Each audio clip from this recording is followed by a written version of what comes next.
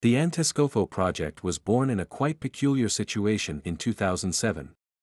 Marco Strappa wanted to have a musician and a computer talking to each other on stage. Those dialogues produced an interaction, quite alive, between computer and musician. We realized that before getting into the creation stage of that new work, maybe we needed to study what already existed in the various music styles, and I actually remember very well.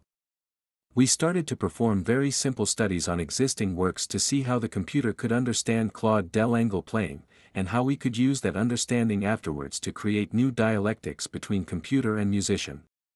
Theirs is a listening unit, which means it is like an artificial ear that listens to what the musician is playing on stage in real time.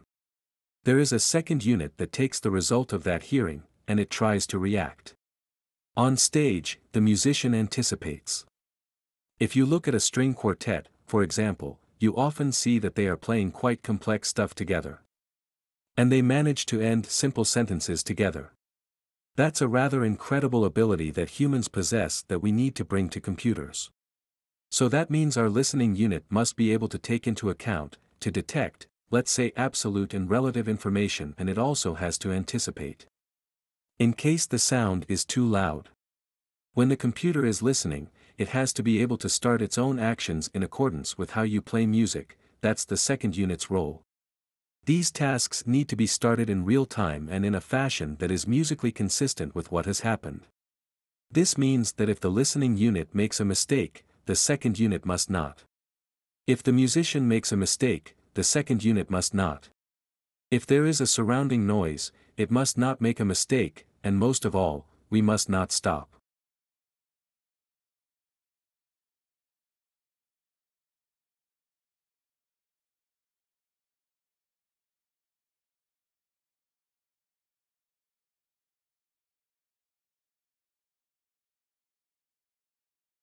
Now, when we started the Antescopo project, we realized that despite the richness we have, any musician is actually also able to express himself thanks to that richness, is able to read that kind of writing.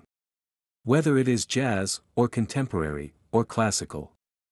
That richness of the language is missing in informatics, in musical informatics.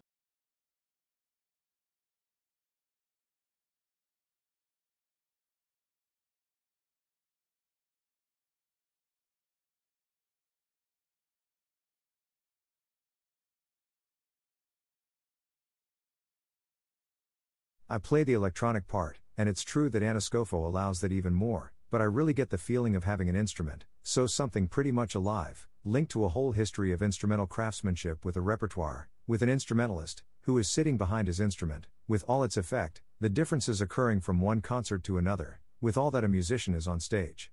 During development, we realized that we have a machine that more or less understands, that is able to listen to the musician, it can extract very important performance parameters on the spot.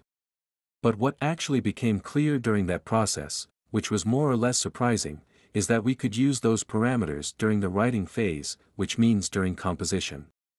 For example, in this part we are now writing a piece with Ichiro Nadera. He came at the beginning of the session, so I showed him a variety of tools according to what he wanted to do, and then he kind of seized the thing for himself. He made himself familiar with some of these tools so that he could work independently in Japan, and he composed with them. I gave it to him, and that would be for the best because it's a good thing. He already incorporated in his writing the electronic concepts that he was able to develop at the same time. That system allows us to write a really unique, unified thing between the electronic and the instrumental world, which, as a composer, can be fixed in my mind. During the last years, we built a language with which composers can easily transcribe their musical thoughts, which is quite a complex task for the machine. How did we proceed before? We had a big patch. And we tried to click on it.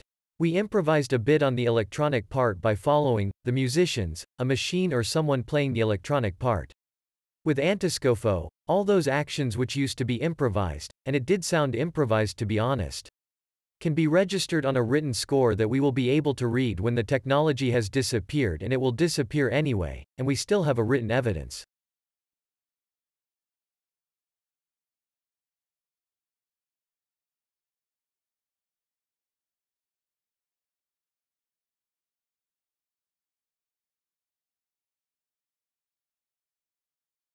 For the absolute informations, so the height, we use, and all that in real time, we use more or less classical signal processing methods.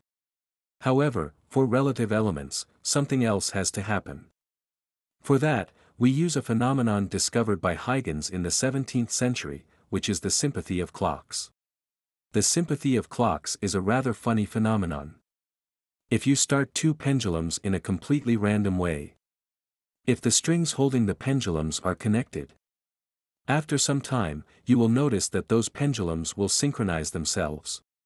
We try to do the same thing between the machine and the musician. We did something that became what it has become, and which will continue to evolve.